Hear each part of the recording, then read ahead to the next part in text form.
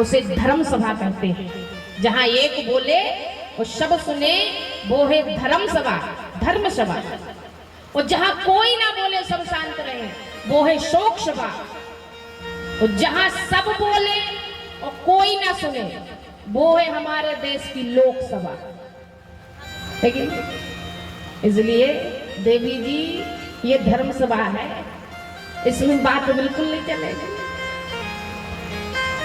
क्या करें? एक गुरुजी ने कहा अपने चेला से, बोले भैया कोई अचंभे की बात सुना दो।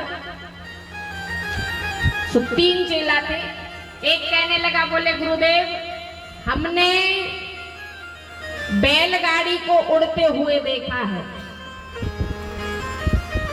गुरुदेव कहने लगे इसमें कोई अचंभा नहीं है, उड़ सकती है। दूसरा चेला कहने लगा, बोले गुरुदेव महाराज मैंने हाथी को उड़ते हुए देखा है। गुरुदेव कहने लगे इसमें भी अचंभा नहीं है, इंद्र का हाथी तो हमेशा उड़ता है। अच्छा, तीसरा चेला कहने लगा, बोले महाराज मैंने एक बड़ा भारी अचंभा देखा है। गुरुदेव ने कहा कौन सा? बोले एक जगह 10-12 माताएं बैठी थी पर बात नहीं कर रही थी। 10-12 माताएं। गुरुजी कहने लगे 2 ही माताएं बैठ जाएं तो बातें बंद नहीं होती हैं, और 10-12 बैठी हैं और बात नहीं कर रही, ये अचंभे की बात है। ये बड़े ही अचंभे की बात है। कहने का भाव, माताओं का स्वभाव है बात करने का, पर देवी जी कथा में बात नहीं करना है। ये नरसिंहपुर की, मैंने सुना नरसिंहपुर की माताएं कथाओं में बात नहीं करती हैं।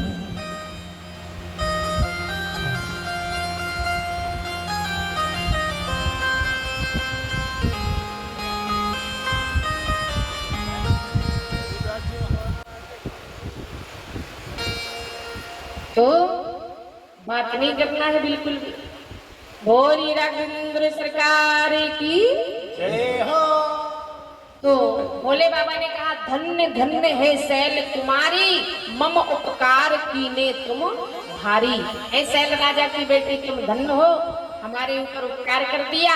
किसी ने कहा भोले बाबा ने 2 ही बार धन्य धन्य कहा, 3 बार नहीं कहा। भोले बाबा कहने लगे 3 बार की बात पक्की हो जाती है। 3 बार अगर धन्य धन्य कह देते तो बात पक्की हो जाती। इसलिए 2 बार कहा। भोले बाबा को लगा कि सती अवतार में कथा सुनते समय इनसे अपराध बन गया था और ऐसे फिर से अपराध ना बन जाए, इसलिए 2 बार कहा धन्य धन्य है शैल कुमारी।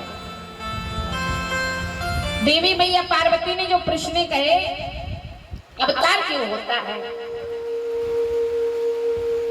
तो भोले बाबा ने कहा देवी पार्वती भगवान के जन्म के अनेकों कारण हैं। गोस्वामी जी महाराज लिखते हैं,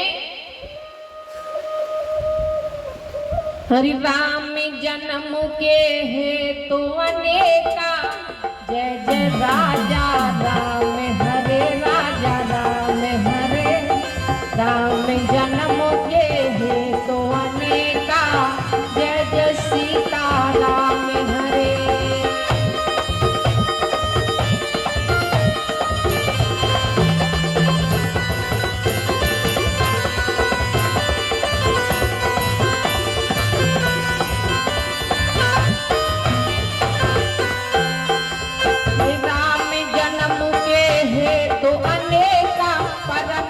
चित्र एक तेता, जय जय राजा राम हरे राजा राम हरे। सीता राम हरे परम विचित्र एक तेका, जय जय राजा राम हरे।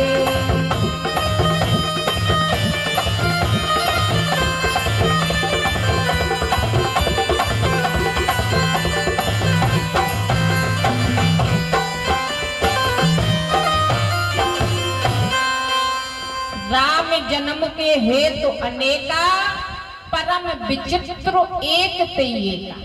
भोले बाबा ने कहा भगवान के जन्म के अनेकों कारण हैं, परम विचित्र है, एक से एक है।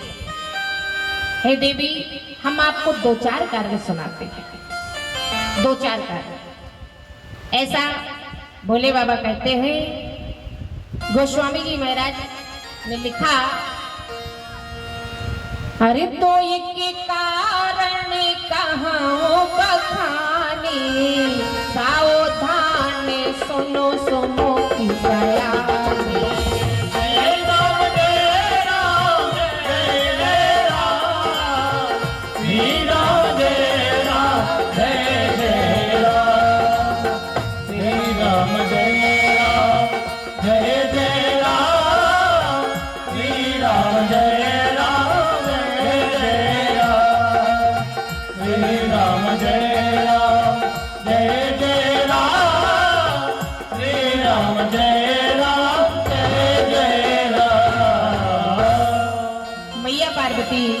कृष्ण गलती है तो बाबा भोलेनाथ ने कहा, देवी पार्वती दो चार कारण हैं, हम आपको दो एक कारण सुनाते हैं। है तो अनेकों कारण राम जन्म के, है तो अनेका परम विचित्र एक से एक एका। दो एक कारण कहो बखानी, सावधान सुनो सुमुखी सयानी। हे सुमुखी, सावधानी से सुनना। अब ध्यान देना, भोले बाबा देवी पार्वती को कथा कहने से पहले सावधान कर रहे हैं। भोले बाबा मैया पार्वती को कथा कहने से पहले, सुनाने से पहले सावधान कर रहे हैं। देवी जी सुना तो रहे हैं पर सावधानी से सुनना। तो सावधान क्यों किया? क्योंकि सती अवतार में इनसे अपराध बन गया, इसलिए यहाँ पहले ही सावधान कर रहे हैं। तो इसका अर्थ ये भी है कि कथा कहने वाले को, कथा सुनने वाले के लिए बार बार सावधान करते रहना चाहिए, कोई गलती ना बने। सावधान सुन सुमुखी सयानी। भोले बाबा ने कहा, देवी पार्वती जब जब इस संसार में पाप बढ़ जाता है, अत्याचार बढ़ जाता है, धर्म की हानि होने लगती है, तो गोस्वामी जी महाराज लिखते हैं कि जब जब हो ये धर्म की हानि, बढ़े असुर या धर्म की हानि।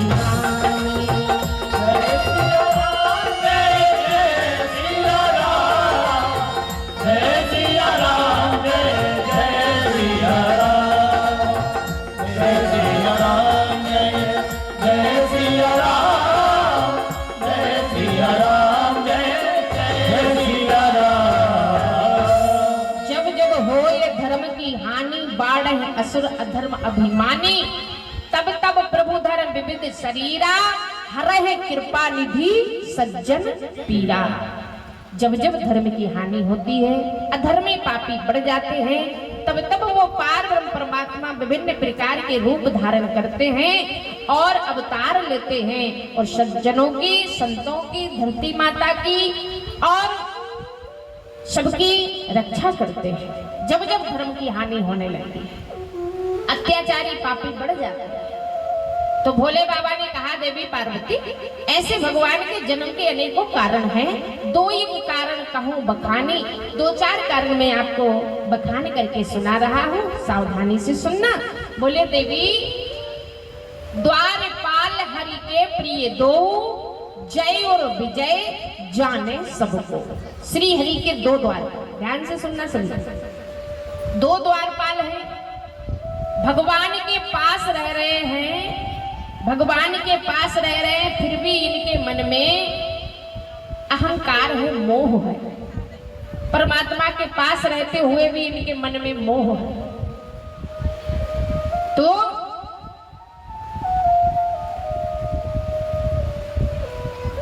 दोनों द्वारपाल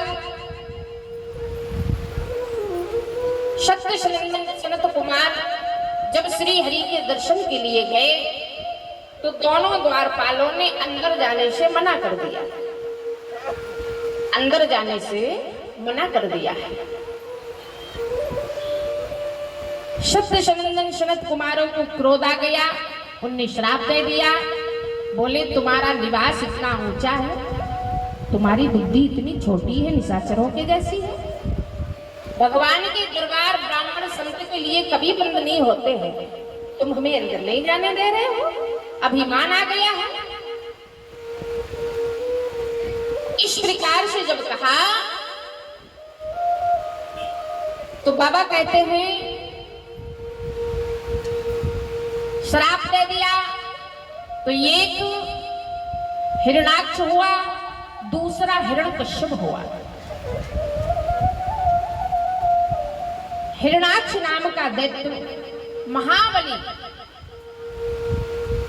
ये धरती माता को उठा के ले जा रहा है, समुद्र के रास्ते से पाताल ले जा रहा है। अब सब देवी देवता असमर्थ हैं, कोई भी धरती माता की रक्षा करने में समर्थ नहीं रख पा रहा। सब त्राहिमाम करने लगे। तब पार ब्रह्म परमात्मा ने कृपा की और बराह का रूप धारण किया। और बराह का रूप धारण क्यों किया? क्योंकि धरती माता में गंध है। मिट्टी पर जैसे ही जल पड़ता है तो बड़ी सुगंध आती है। तो धरती माता में गंध है और बराह में सुगंध लेने की शक्ति है।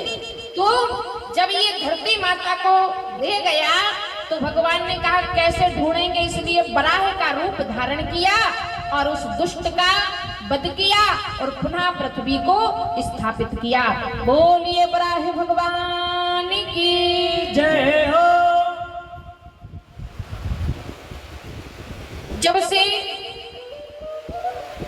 हिरणाक्ष का वध कर दिया तो हिरण्यकश्यप ने नारायण भगवान को अपना दुश्मन बना लिया। मेरे भाई का वध कर दिया, आज से नारायण हमारे दुश्मन। भगवान बड़े कोतकी हैं। भगवान ने ऐसी लीला दिखाई कि हिरण्यकश्यप के यहाँ ही प्रहलाद जैसे भक्त का जन्म दे दिया है, जो दूसरों को नाम नहीं लेने दे रहा है। नारायण का मंदिर तोड़वा दिए हैं, सबसे घोषणा करवा दी है कि कोई हमारे राज्य में नारायण का नाम नहीं लेगा, हम ही सबके नारायण हैं। हिरण्यकश्यप तो इंद्र कयाधु का हरण करके ले जा रहा था। इंद्र कयाधु का हरण करके ले जा रहा था। नारद जी आ गए। नारद जी ने कहा तुम देवताओं के राजा होकर के छोटा काम कर रहे हो, तुम्हें लाज नहीं आ रही? इंद्र को बड़ा नारद जी की बात सुन करके, देव ऋषि की बात सुन करके संकोच हुआ और कहा महाराज अपराध बन गया है, क्षमा कर दीजिए। अब ये बताइए कि हम कयाधु का हरण करके तो ले आए हैं, पर इनके लिए कहाँ छोड़ दे? तो देव ऋषि नारद जी ने कहा एक काम करो, हमारे आश्रम में छोड़ दो। तो कयाधु को जब आश्रम में छोड़ा गया उस समय कयाधु गर्भवती थी। उस समय गर्भवती थी और 9 महीने तक ये नारद जी के आश्रम में रही। तो ये भी प्रभाव है कि कयाधु के यहाँ प्रहलाद जैसा भक्त हुआ। किस कारण से? सत्संग के कारण से। सत्संगत के कारण से बदल जाते हैं वंश और हिरणाकुश के प्रहलाद भयो उग्रसेन के कंस। ये सत्संग का प्रभाव है। सत्संगत के कारण से वंश बदल जाते हैं।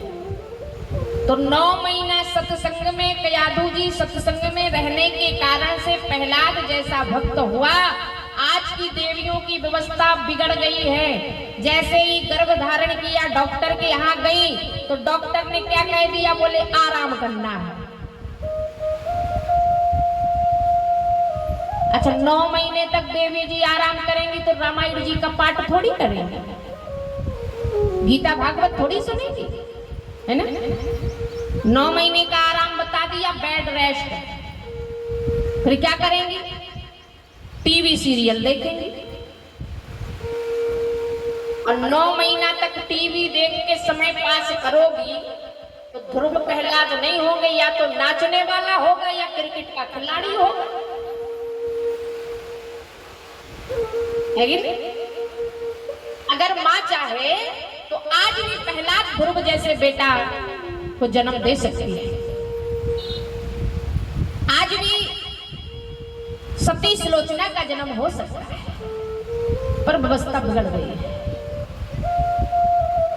आधा गहन तो ये मोबाइल का लग गया है। जितनी उंगली मोबाइल पे फिरती है, इतनी उंगली अगर माला पे फिर जाए तो भगवान मिल जाए, पर माला पे नहीं कोई फिरता है।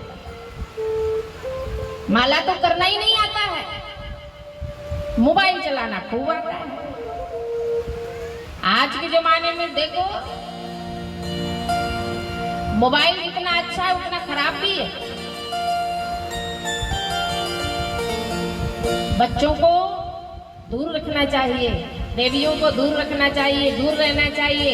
अपने काम से काम रखो, जो तुम्हारा काम है, जो तुम्हारा गृह कार्य है, उस पर ध्यान दो तो सारे काम अच्छे से चलेंगे। आधे घरों में तो सास बहू में इसी बात पे झगड़ा होता है कि हमारी बहू जब से आई है मोबाइल चलाती है। मोबाइल, अब भाई मोबाइल चलाने वाली बहू आ जाएगी तो घर कैसे चलाएगी?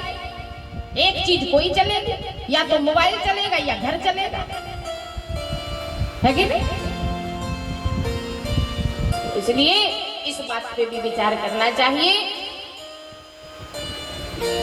तो प्रहलाद जैसे भक्त का जन्म हुआ सत्संग के कारण से, और प्रहलाद जैसे भक्त का जब जन्म हुआ तो प्रहलाद जन्म से ही, जन्म लेते ही भगवान का नाम ले रहे हैं। कहते हैं हरि भज मन नारायण नारायण नारायण,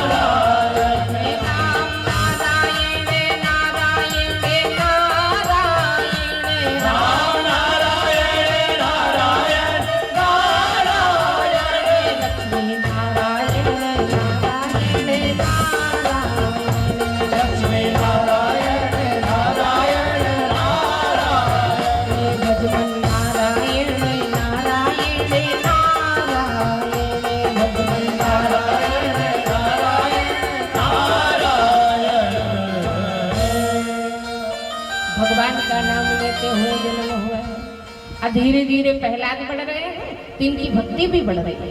भक्ति का स्वभाव है बढ़ना, भक्ति का स्वभाव है बढ़ना, बढ़ रही है। गुरुकुल में प्रहलाद गए तो गुरुकुल में रहने वाले बाल गोपालों को भी नारायण का नाम सिखा दिया, भजन करना सिखा दिया, और भजन करना सबको सिखा दिया। शुक्राचार्य ने देखा, दरबार में आए, हिरण्यकश्यप ने कहा महाराज हमारे प्रहलाद को नारायण का नाम किसने सिखाया है? गुरुदेव कहने लगे कि राजन तुम्हारे प्रहलाद ने गुरुकुल में कितने बच्चों को नारायण का नाम सिखा दिया। प्रहलाद को बुलाया गया। प्रहलाद क्या सुन रहे हैं? हाँ पिताजी ठीक सुन रहे हैं। हिरण्यकश्यप ने कहा प्रहलाद मेरा आदेश है, आज से तुम नारायण का नाम नहीं लोगे। प्रहलाद कहने लगे पिताश्री इस बात को छोड़कर अगर आप कोई दूसरा आदेश करते तो मैं अवश्य मानता, पर इस बात को मैं मान नहीं सकता। इसलिए आप अपना काम करिए, हम अपना काम करेंगे। हम नारायण के नाम को नहीं छोड़ सकते। पिताजी ने कहा मृत्यु दंड दिया जाएगा। प्रहलाद कहने लगे कोई बात नहीं, तुम जो दंड देना चाहो दे सकते हो, आपका भी अधिकार है। प्रहलाद भगवान का नाम ले रहे हैं, इसलिए हिरण्यकश्यप ने बड़े ऊंचे पहाड़ से छोड़ा,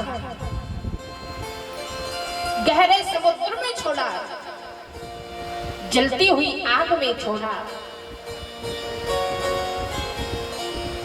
और कहते ना कि बाल ना बांका कर सके जो जग बैरी होए। जो भगवान की शरण में है उसका कोई बाल बांका नहीं कर सकता। जो परमात्मा की शरण में है, जाको राखे साइया मार सके ना कोई, और बाल ना बांका कर सके जो जग बैरी हो। इसीलिए कहते सब जग रूठे राम ना रूठे। सारा संसार रूठ जाए, कोई कुछ नहीं बिगाड़ पाएगा, परमात्मा की कृपा बनी रहे। हिरण्यकश्यप जब हार गया तो एक दिन होलिका ने कहा भैया क्या बात है, उदास क्यों हो? बोले ये प्रहलाद मारे नहीं बन रहा है। होलिका कहने लगी इतना काम तो हम ही कर देंगे, हमें ब्रह्मा का वरदान है, हमारे शरीर में आग नहीं लगती, इसलिए लकड़ी कंडा इकट्ठे करवा दो और हम लेके बैठ जाएंगे और तुम आग लगवा देना। होलिका प्रहलाद को गोदी में लेके बैठ गई, लकड़ी कंडे इकट्ठे हो गए, आग लगाई गई। और जब आग की भीषण आग तेज हुई, लपटे तेज हुई, तो उस तेज आग में होलिका जलने लगी। और होलिका जलने लगी,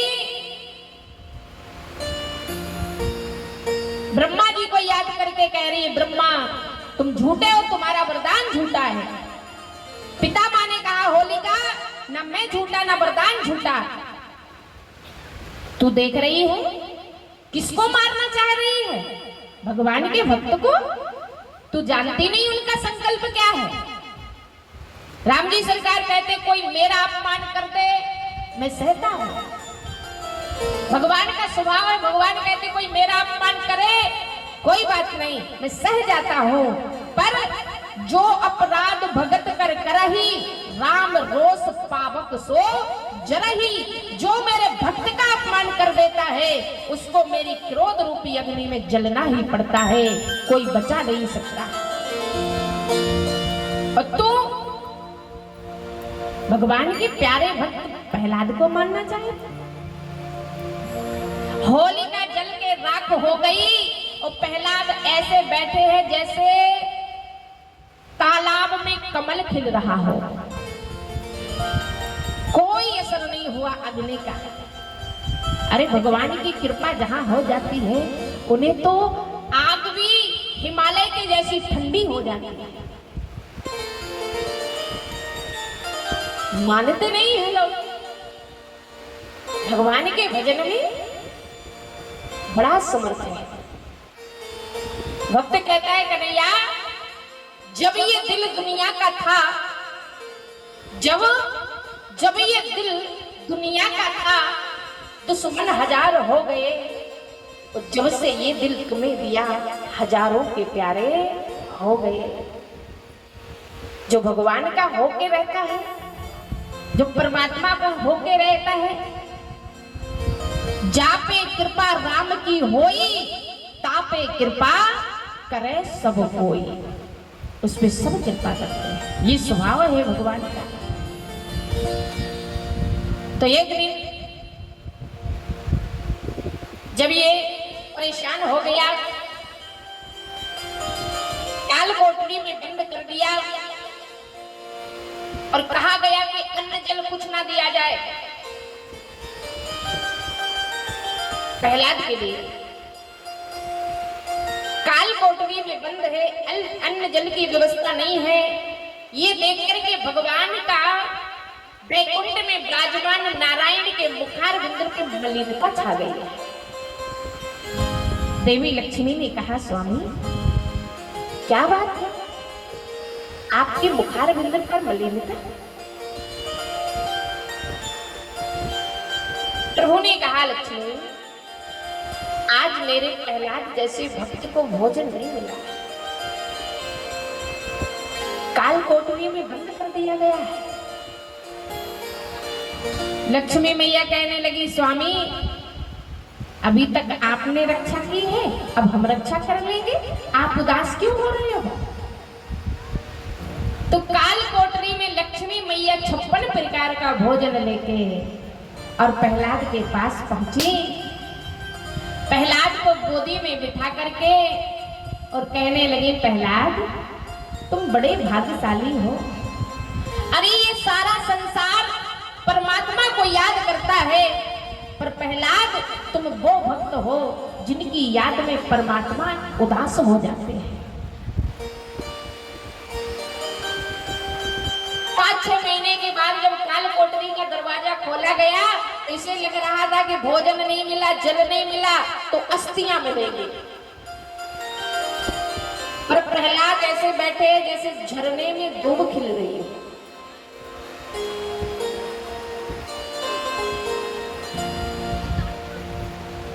अब प्रहलाद को बुलाया और कहा, प्रहलाद ये बता कि तेरा नारायण है कहां? प्रहलाद कहने लगे, हम में आप में कड़कड़ में मेरा नारायण समाया है। भगवान कहा नहीं है? तो दुष्ट हिरण्यकश्यप ने कहा, क्या इस खम्भे में भी तेरा नारायण है? बोले हाँ, इस खम्भे में भी मेरा नारायण है। और जैसे ही खंबा को तोड़ा तो खंबे के टूटते ही नरसिंह भगवान प्रकट हो गए। बोलिए नरसिंह भगवान की जय। नरसिंह भगवान प्रकट हो गए। सारी बातें याद आ रही हैं। आज इस दुष्ट ने मेरे प्रहलाद जैसे भक्त को कितना कष्ट दिया है। आज नरसिंह भगवान दहाड़ते हुए और हिरण्यकश्यप को केस पकड़ के घसीटते हुए महलों की दहलीज तक ले गए हैं, क्योंकि ब्रह्मा का वरदान जो मिला था, न दिन में मरू, न रात में, न बाहर, न भीतर, न ऊपर, न नीचे, न अस्त्र से, न शस्त्र से, न मानव से, न दानव से, न वर्ष में, न 6 माह में, न दिन में, न रात में। तो ये सारा संयोग भगवान ने बनाया। न दिन है न रात है, सूर्य अस्त होने वाला था और ना ऊपर ना नीचे। भगवान बीच में अपनी जगहों पे लिटाए हुए हैं, ना घर के बाहर ना घर के भीतर, दहलीज पर। ना वर्ष ना 6 माह, जो 13वां महीना 3 वर्ष के बाद जो पुरुषोत्तम महीना आता है, वो भगवान ने इसीलिए बनाया था हिरण्यकश्यप का वध करने के लिए। सारी बातें याद दिला के और भगवान ने आज इस दुष्ट का वध कर दिया है। अब क्रोध शांत नहीं हो रहा है। नारद जी ने लक्ष्मी जी से कहा, देवी आप जाओ, हो सकता है आपको देख के क्रोध शांत हो जाए। लक्ष्मी मैया कहने लगी, हम नहीं जा सकते। क्यों? बोले मैं नारायण की दासी हूं, नरसिंह की नहीं। क्रोध शांत नहीं हो रहा, भगवान दहाड़ रहे हैं, ये धरती कांप रही है। तब प्रहलाद से कहा गया, प्रहलाद आप जाइए। और प्रहलाद जब गए तो नरसिंह भगवान को क्रोध बहुत आ रहा था, शांत नहीं हो रहा। और प्रहलाद को जैसे ही देखा तो क्रोध में बहुत थे। प्रहलाद को देखा तो उठा लिया, गोदी में बिठा लिया और गोदी में बिठा के ये अपनी जबान से, अपनी जीभा से प्रहलाद को चाटने लगे। और जब भगवान प्रहलाद को चाटने लगे तो भक्तों ने जान लिया कि मेरे सरकार के हृदय में भक्तसल प्रेम भी है, और यही सरकार का नाम पड़ गया भक्त वत्सल। बोलिए जय। बाबा भोलेनाथ ने कहा देवी पार्वती, इस प्रकार भगवान के जन्म के अनेकों कारण, एक बार की बात बताएं। गोस्वामी जी महाराज कहते हैं, हर एक बारे का कारण ये हाय की बारे का जह लगी राम धरे नर देहा सिया राम हरे राजा राम हरे सीता राम हरे।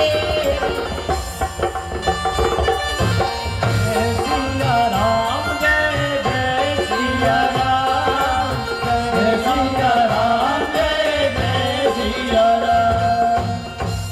बोले ये के बारे का कारण ये हा जह लगी राम धरे नर देहा। बोले नारद श्राप दीन के बारा तह लगी कोटि कल्पे अवतारा। बोले एक बार नारद जी ने श्राप दिया था और जिस श्राप के कारण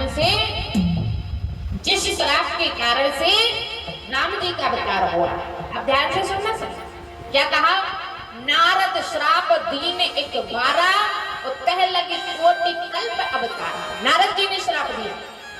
गिरिजा मैया कहने लगी, बाबा नारद जी ने भला क्यों श्राप दिया?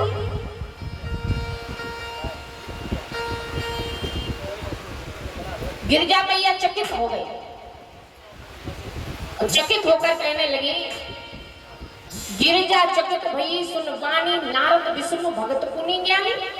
नारद जी तो विष्णु भगवान के परम भक्त हैं, परम ज्ञानी हैं, भला नारद जी श्राप क्यों देंगे? तो देवी मैया पार्वती ने एक बात और कही, कहे कारण श्राप मुनि दीना काय अपराध रमापति कीना। बाबा रमा के पति नारायण से क्या अपराध बन गया था? अब जरा ध्यान से सुनना, जल्दी समझ नहीं पाओगे। क्या कह रही देवी पार्वती? कहे कारण श्राप मुनि दीना काय अपराध रमापति कीना। रमापति कोई साधारण आदमी तो है नहीं, पारब्रह्म परमात्मा है। पर यहाँ एक तरफ गुरु है, एक तरफ गोविंद है। नारद जी देवी पार्वती के गुरु हैं।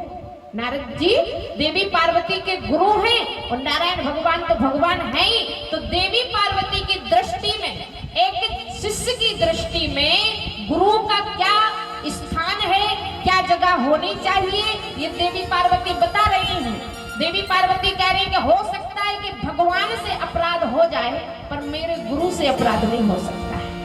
इसलिए कह रही है कि नारद विष्णु भगत पुनि ज्ञानी। नारद जी तो भक्त हैं, परम ज्ञानी हैं, भला वो क्यों श्राप देंगे? कुछ उनसे ही गलती हुई होगी। काय अपराध रमापति की ना, रमा के पति नारायण से क्या अपराध बन गया कि नारद जी ने श्राप दे दिया? भोले बाबा तो मुस्कुरा पड़े और भोले बाबा ने कहा, बोले बेहस महेश तब ज्ञानी मूड ना को जह छन रघुपति करे सो तह छन तह हो। बोले इस संसार में ना कोई ज्ञानी है और ना कोई मूर्ख है। जिस क्षण रघुपति जो करना चाहते हैं, जैसा करना चाहते हैं वो वैसे हो जाते हैं, है नहीं। ज्ञानी मूड ना को जह छन रघुपति करे सो तह छन तह हो। बोले देवी पार्वती संसार में ना कोई ज्ञानी है ना कोई मूर्ख है। वो पारब्रह्म परमात्मा जिसको जैसा करना चाहते वो वैसा हो जाता है नहीं। तो भोले बाबा ने कहा, देवी पार्वती एक बार क्या हुआ, नारद जी का ध्यान प्रभु के चरणों में लग गया और प्रभु के चरणों में जब नारद जी का ध्यान लग गया, सुंदर गुफाओं कंदराओं नदी को देख करके भजन में बैठ गए तो इंद्र को चिंता हो गई। इंद्र को, और इंद्र को कैसी चिंता हो। बड़ा सुंदर उपदेश गोस्वामी जी महाराज दे रहे हैं। कह रहे हैं सू के हाड़ ले भाग सट, सू के हाड़ ले भाग सट, सोंग निरख मृग राज, और छीन ले जिन जान जड़, तेह निरपति ना लाज।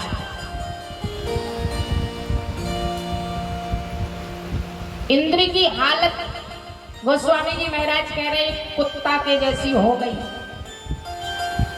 कुत्ता देखता है कि उसके पास सूखी हड्डी है, और शेर आ रहा है, तो उस कुत्ते को लगता है कि ये शेर हमारी सूखी हड्डी ना ले ले, तो वो भागता है। ऐसे इंद्र की हालत हो गई नारद जी को देख के, जबकि उसे ये सोचना चाहिए कि शेर कभी सूखी हड्डी को नहीं खाएगा। ऐसे इंद्र को भी सोचना चाहिए कि नारद जैसे तपस्वी, नारद जैसे संत राज्य के भूखे नहीं है, पर फिर भी इनको चिंता हो गई। इनने कामदेव और सुंदर अप्सराओं को नारद जी की तपस्या भंग करने के लिए भेजा। गोस्वामी जी महाराज कहते हैं कि कामे कला कछु मुनि न व्यापी, कामे कला कछु मुनि न व्यापी, कामे कला कछु मुनि नहीं व्यापी। निजे मन डरो मनो भव पापी, सिया राम हरे राजा राम हरे, सीता राम हरे राम हरे, श्री राम जय राम जय जय राम, श्री राम जय राम।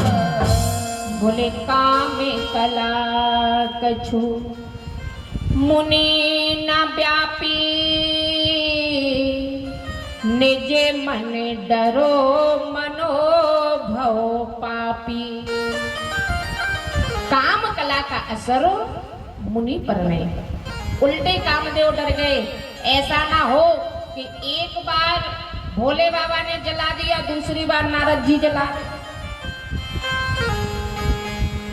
हाथ जोड़ के खड़े हो गए। और हाथ जोड़ के जब खड़े हुए तो नारद जी ने देखा, कामदेव कहने लगे अपनी मर्जी से नहीं आया हूं, हमें तो इंद्र ने भेजा है,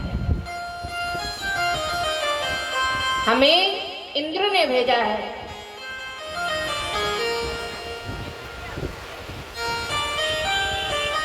तो नारद जी ने कामदेव को